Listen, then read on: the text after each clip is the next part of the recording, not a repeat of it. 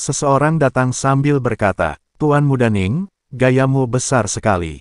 Bahkan orang melakukan jual beli batu asli juga ingin mengurusnya." Orang itu bernama Liu Guangzong. Ning Feng pun menjawab, "Hei, aku pikir siapa? Ternyata Direktur Liu dari perhiasan grup Liu. Tubuhmu tidak buruk juga, masih bisa datang ke acara festival pertandingan batu." Yun pun terkejut dan berkata, "Liu Guangzong, perhiasan grup Liu yang dipimpinnya itu tidak kalah dari perhiasan grup Ning. Tidak kusangka dia juga datang."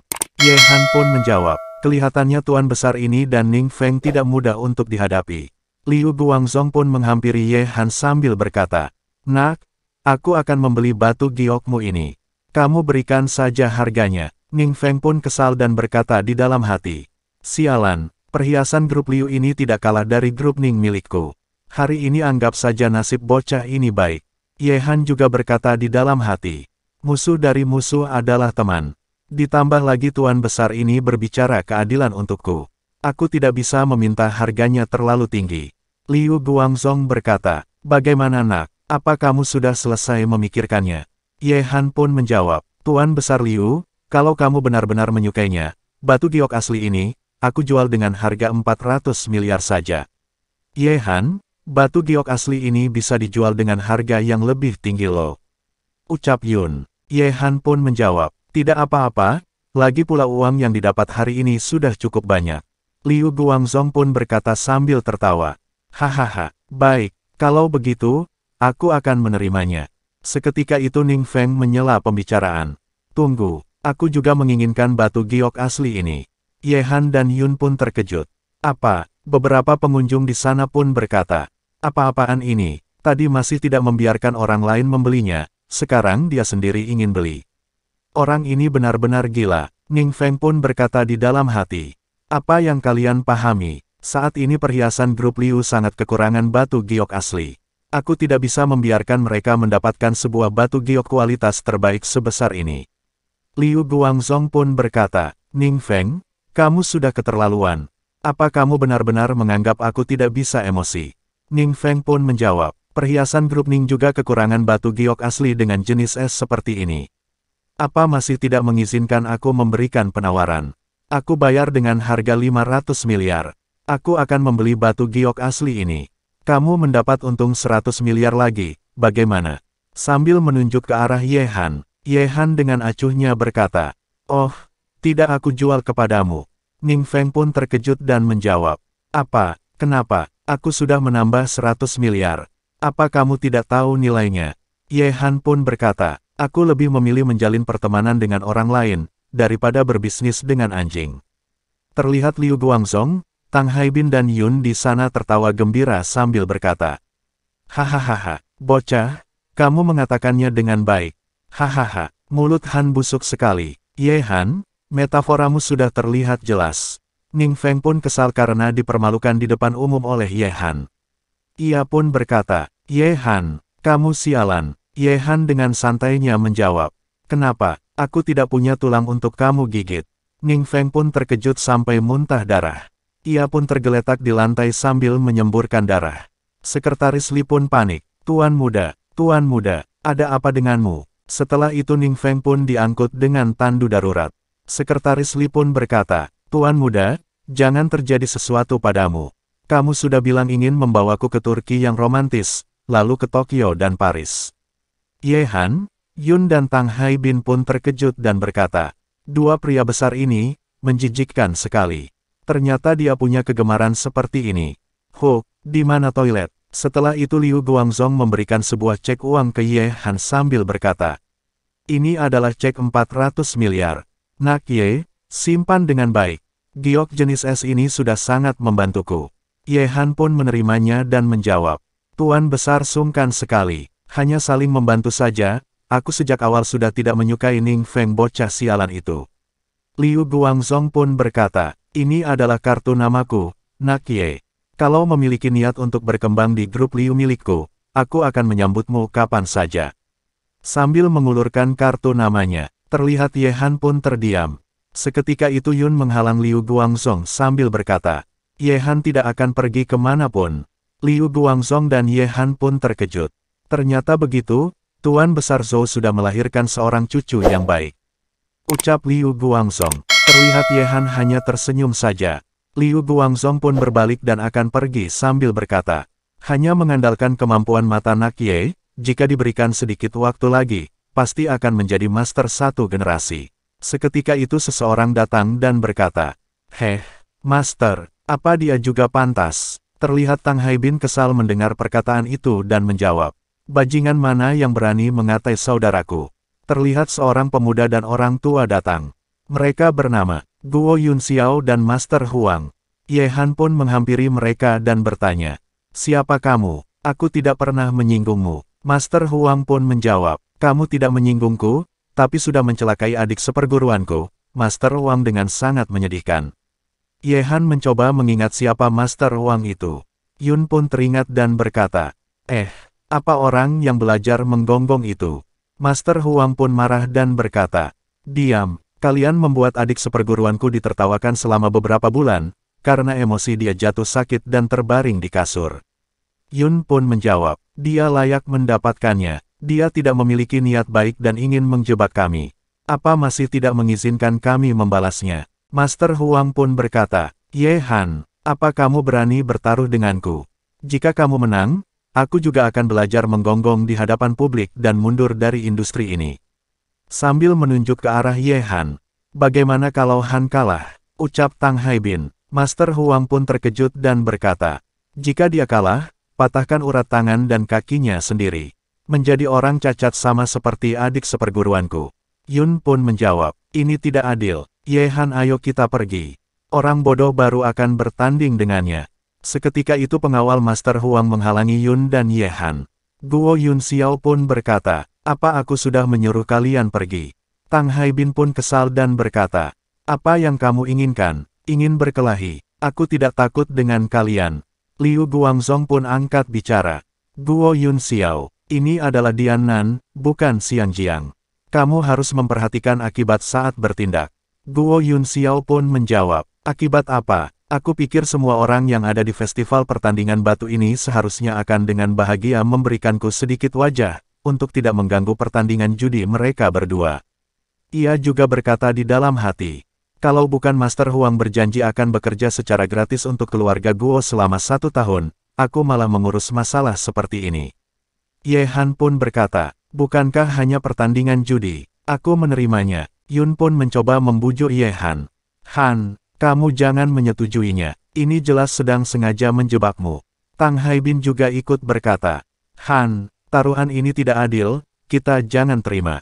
Tuan Liu Guangzhong juga angkat bicara. Nak Ye, jangan terburu-buru dalam bertindak. Ye Han pun menjawab dengan percaya dirinya. Kalian tenang saja, mungkin aku akan kalah untuk hal yang lain, tapi pertandingan batu ini, aku yakin pasti menang. Ye Han juga berkata di dalam hati. Bagaimanapun aku adalah pria yang memiliki kemampuan penglihatan tembus pandang. Master Huang pun berkata, baik, kamu yang mengatakan hal ini. Tidak bisa mengingkarinya di hadapan publik. Ye Han dengan santainya menjawab, tentu saja tidak akan menyesal. Tapi, aku masih ada satu persyaratan. Jika kamu kalah, aku ingin dia berlutut di hadapanku dan belajar menggonggong seperti anjing. Sambil menunjuk Guo Yunxiao. Terlihat beberapa orang di sana pun terkejut oleh perkataan Ye Han. Guo Yunxiao pun berkata, bocah, apa kamu sudah bosan hidup? Ye Han pun menjawab, orang yang berani menyinggungku, satu pun tidak akan aku lepaskan. Master Huang pun berbisik kepada Guo Yunxiao. Tuan muda Guo, bocah ini sudah takut, makanya sengaja mengeluarkan persyaratan seperti ini. Kamu setuju saja dengan tenang, aku sudah mengaturnya dengan baik. Bocah ini pasti tidak akan menang. Guo Yunxiao pun menjawab, kamu harus mewaspadai hal yang tidak diduga. Master Huang pun terkejut dan berkata, aku bersedia bekerja tanpa bayaran selama 1 tahun untuk keluarga Guo, bagaimana? Guo Yunxiao pun menjawab, baiklah, sudah menyetujui persyaratan ini. Bocah, lihat bagaimana kamu akan kalah. Sambil menunjuk ke arah Ye Han, Xin pun berpindah di gudang batu giok. Mereka bersama-sama menuju tempat gudang batu giok. Yun pun berkata, aroma yang bau sekali, tempat apa ini? Master Huang pun menjelaskannya, ini adalah batu tidak berguna yang tersisa dari festival pertandingan batu selama bertahun-tahun. Pada dasarnya semua tidak memiliki nilai apapun. Untuk apa kamu membawa kami kemarin? Ucap Ye Han. Master Huang pun berkata, ini adalah isi pertandingan judi kita. Temukan batu giok asli yang memiliki nilai tertinggi dari dalam bahan batu tidak berguna ini. Batas waktunya 1 jam. Ye Han pun terkejut. Ia pun berkata di dalam hati. Jika aku tidak punya mata yin yang, maka sama sekali tidak mungkin bisa menemukan batu giok asli dalam tumpukan batu tidak berguna ini. Namun, tampilan Master Huang malah seperti percaya diri. Pasti ada siasat buruk di dalam pertandingan ini. Master Huang pun bertanya, apa semuanya sudah siap? Seseorang di sampingnya pun menjawab, semua benda sudah diletakkan dengan baik. Ada di tempat yang kamu lihat sebelumnya itu. Bagus sekali, ucap Master Huang. Ia juga berkata di dalam hati, Ye Han kamu pasti akan kalah. Yun pun berkata ke Ye Han, Han, semua ini adalah benda tidak berguna, sama sekali tidak bernilai. Bagaimana kamu menemukan batu giok asli? Bagaimana kalau kita ganti cara bertanding yang lain? Ye Han dengan santainya menjawab, hal yang tidak bisa aku lihat, masih ada banyak benda yang bagus di dalamnya. Terlihat Ye Han dan Master Huang mulai mencari batu giok asli. Master Huang mencoba mengamati batu yang dipegangnya sambil berkata, batu ini tidak bisa, ini juga tidak bisa. Ini sudah terlalu bisa. Ia berpindah ke batu satu ke lainnya. Ye Han mengamati pergerakan Master Huang sambil berkata di dalam hati. Berpura-pura, biarkan aku lihat, apa sebenarnya yang ingin dia cari. Ia pun mengaktifkan mata yin yang-nya. Ia mencoba melihat semua batu giok yang ada di gudang. Ia berlanjut berkata di dalam hati. Lihat trik apa yang kamu mainkan. Master Huang pun berhenti di batu yang ada di depannya sambil berkata di dalam hati. Ini dia. Aku sejak awal sudah mempersiapkan batu giok yang memiliki giok jenis kristal di dalamnya. Ia mencoba untuk mengambil batu itu dan berkata, aku pilih batu ini saja. Ia juga berkata di dalam hati, asalkan aku mendapatkannya, maka aku pasti akan menang. Ye Han, kamu sudah taman. Tanpa diduga Ye Han melemparkan sebuah batu ke batu giok yang akan diambil oleh Master Huang. Master Huang pun terkejut dan berkata, sialan, batuku. Ye Han dengan santainya berkata, aduh, maaf, aku tidak sengaja, tanganku licin. Master Huang pun menjawab sambil marah-marah. Lancang, kamu jelas-jelas sengaja ingin mengganggu aku memilih batu kan? Ye Han pun berkata, aku tidak mengambil batu yang kamu pilih, dia ada di sana. Atau mungkin hanya tempat yang sudah ditukar, lalu kamu tidak bisa menemukannya lagi. Apa mungkin gelar mastermu itu juga hasil pungutan? Ye Han mencoba mengejek Master Huang. Terlihat Master Huang sangat panik dan menjawab, bagaimana mungkin, apa aku tidak bisa menemukan batu yang aku pilih? Ia juga berkata di dalam hati, apa mungkin Ye Han sudah mengetahui jebakan yang aku buat? Ye Han pun berkata, kalau begitu, kamu pergi temukan. Waktu yang tersisa tidak sampai 1 jam lagi. Ya sudah aku cari, kamu tunggu saja. Ucap Master Huang sambil mencari batu yang tadi dilempar oleh Ye Han. Ye Han pun pergi menjauh sambil berkata, aku tunggu kabar baik darimu. Setelah itu Ye Han berhenti tepat di bongkahan batu besar di depannya. Ia pun berkata di dalam hati, tidak menyangka, di antara setumpuk batu tidak berguna ini, malah masih ada benda berharga seperti ini. Memang keberuntungan yang tidak terduga. Terlihat Master Huang sudah menemukan batu yang ia cari sambil berkata, akhirnya aku sudah menemukanmu. Reputasi baikku hampir saja hancur. Ye Han, Yun dan Tang Haibin pun berkata, sakit apa orang ini? Bukankah hanya mencari batu, apa perlu seperti itu? Kamu bahagia sudah terlalu cepat kan? Master Huang pun berkata sambil mengangkat batu yang ia pilih. Ye Han, aku sudah selesai memilih batunya. Kali ini kamu pasti akan kalah. Ye Han dengan santainya menjawab, oh, bukankah kamu hanya mencari sebuah batu giok asli yang memiliki giok jenis kristal saja? Lalu, ingin mengalahkanku? Jangan bermimpi. Master Huang pun terkejut dan berkata, apa, bagaimana kamu bisa tahu? Batu giok asli dengan jenis kristal merupakan yang teratas. Aku tidak percaya, dalam tumpukan batu tidak berguna ini masih bisa menemukan sesuatu yang bisa mengalahkanku. Ye Han pun menjawab, batu ini bisa mengalahkanmu. Beberapa orang di sana pun menertawakan Ye Han sambil berkata, hahaha, apa bocah ini sudah gila? Batu itu sudah hampir retak sampai ke dasar, apa masih bisa punya giok di dalamnya? Aku lihat Ye Han sudah panik. Tidak ada jalan lagi, lalu sembarangan memilih.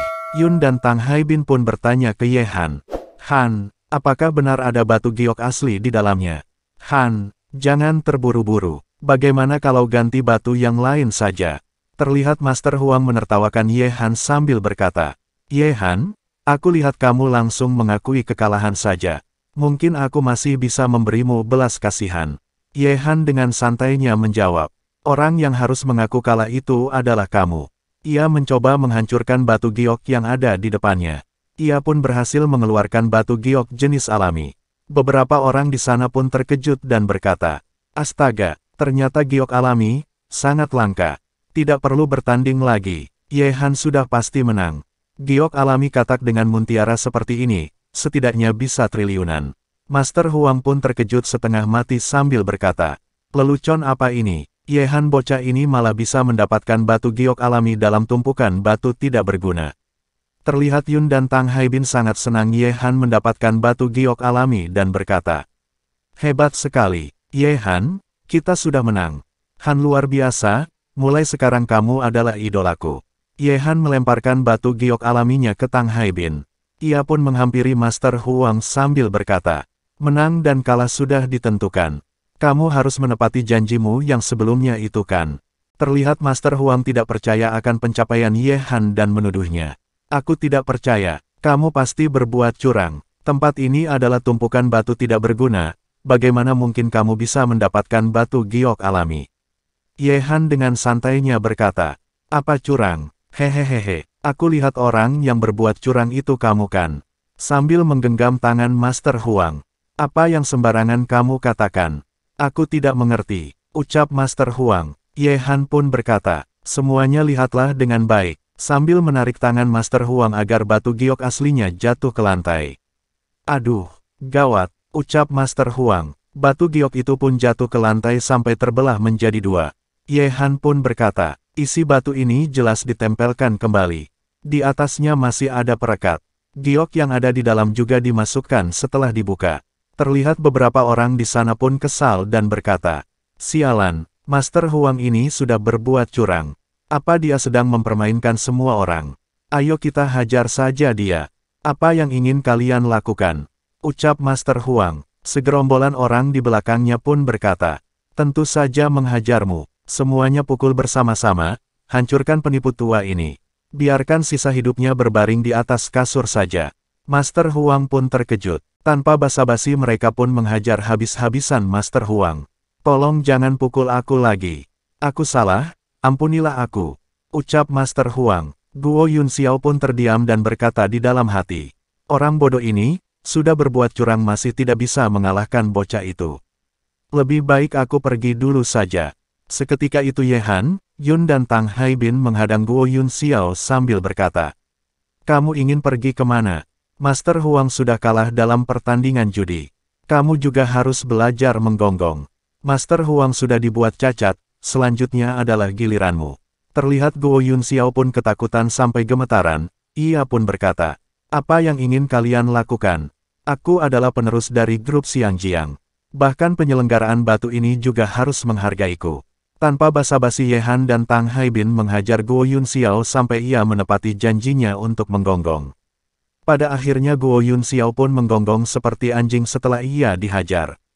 Liu Guangzong pun menghampiri Ye Han dan bertanya, Nak Ye, apa kamu menjual giok alami milikmu ini?